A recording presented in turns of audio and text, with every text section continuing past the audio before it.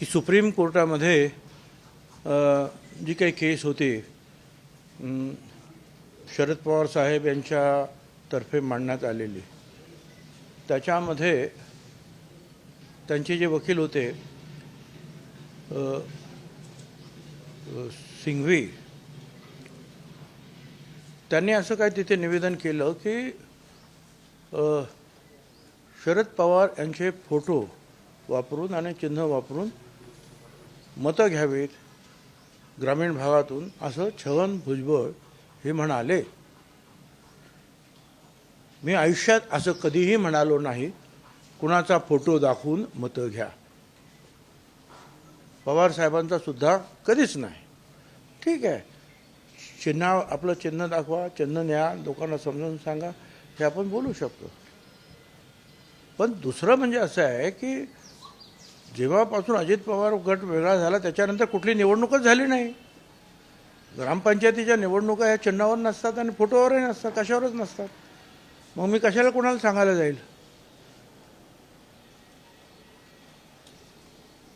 बरं, त्यानंतर आम्ही वेगळे झाल्यानंतर पहिल्या 8-10 दिवसातच पवारसाहेब जे आहेत यांनी भुजबळ, मुंडे, मुश्रीफ यांना टार्गेट करून त्यांच्याकडे सभा घेतल्या आणि टीका केली. मी कशाला सांगेन त्यांचा फोटो दाखवा आणि मतं घ्या? मी कधीही असं सांगितलेलं नाही की शरद पवारांचा फोटो दाखवा, चिन्ह दाखवा आणि मतं घ्या, असा ग्रामीण भागात कधी प्रचार केला नाही. कारण अजून निवडणूकच कुठली आली नाही ग्रामीण भागामध्ये. मला कळत नाही असं चुकीचं फिडिंग वकिलांना कोण करताय, कशासाठी करताय. आणि उगीच आपलं काहीतरी पण छगन भुजबळ सॉफ्ट टार्गेट वाटतंय त्यांना. मी स्पष्टपणे सांगतो आहे, हे अतिशय चुकीचं फिडिंग जे आहे ते सिंघवी वकिलांना झालेलं आहे या शरद पवार यांच्या गटाकडून, की त्यांची फोटो दाखवून जे आहेत मतं मिळवा. हे अजिबात कधी मी बोललो नाही. त्यांच्याबरोबर काम करत असताना सुद्धा मी कुठच्या सभेमध्ये असं बोललो नाही की यांचा फोटो दाखवा आणि हे मतं घ्या. चिन्हावर मतं घ्या असं सांगतो. बरं, आता चिन्ह असेल तर चिन्ह आता आम्हाला मिळालेलंच आहे, ते निवडणूक आयोगाने दिलेलं आहे, ते त्यांना विचारा. बरं, आता ती सुद्धा वेळ आली नाही की त्याचा प्रचार करावा चिन्हाचा, कारण अजून निवडणुकाच कुठल्या लागल्या नाही, तर कोण कशाला सांगेल. परंतु अशा रीतीनं जे आहे कोर्टाची सुद्धा दिशाभूल करण्याचं काम जे आहे या मंडळीकडून होतं आहे. काय ही गोष्ट जी आहे मला आपल्या सगळ्यांच्या समोर प्रकर्षाने आणायची आहे. पण कोर्टाने जे म्हटलंय की चिन्ह किंवा फोटो वापरू नये, तर हे यापूर्वी सुद्धा सांगितलं होतं असं कोर्टाचं म्हणणं आहे. असं कुठे वापरलं जाते का? किंवा मला सांगा ना तुम्ही मी कुठे वापरलं आहे? आज निवडणूक कुठे आलीच नाही तर मी कुठे वापरणार? चिन्ह काय, चिन्ह तर आता निवडणूक आल्यानंतर चिन्ह वापरणारच, कारण ते निवडणूक आयोगाने दिलेलं आहे.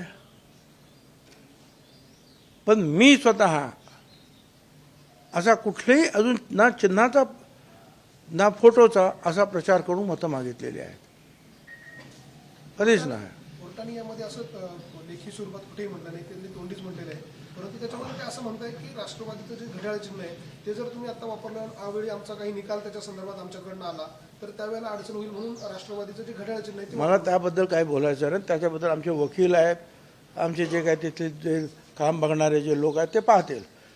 पण छगन भुजबळ हे नाव प्रकर्षाने सर्व वर्तमानपत्रात आज जे झळकलं की छगन भुजबळ असं म्हणाले की ग्रामीण भागामध्ये शरद पवारांचा फोटो दाखवा, चिन्ह दाखवा आणि मतं मिळवा, असं कुठेही मी बोललेलो नाही.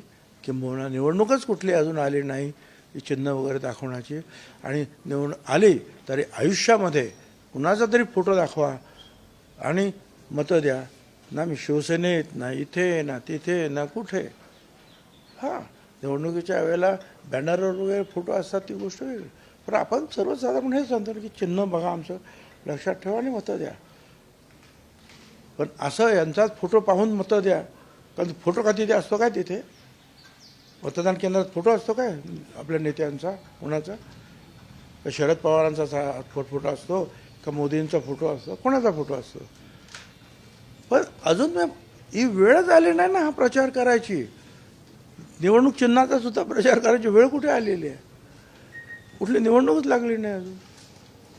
आणि त्याच्यामुळे फक्त माझं नाव घेतलं आणि प्रकर्षाने सर्व वर्तमानपत्राने त्याने अगदी प्रेमाने त्याची दखल घेतलेली आहे. त्याच्यामुळे मला ते बोलवलं.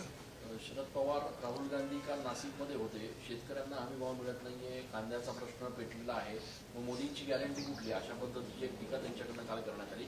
सगळे इंडिया आघाडीचे सगळे प्रमुख नेते काल नाशिकमध्ये होते. हां ठीक आहे, त्यांना ते बोलू दे. पण हमीभाव जर असेल सगळ्याचा तर कांद्याचा सुद्धा हमीभाव पवारसाहेबांनी का नाही दिला कृषी मंत्री असताना? द्यायचं होता ना, प्रश्न आलाच नसतं ना. मग का नाही केलं त्यांनी?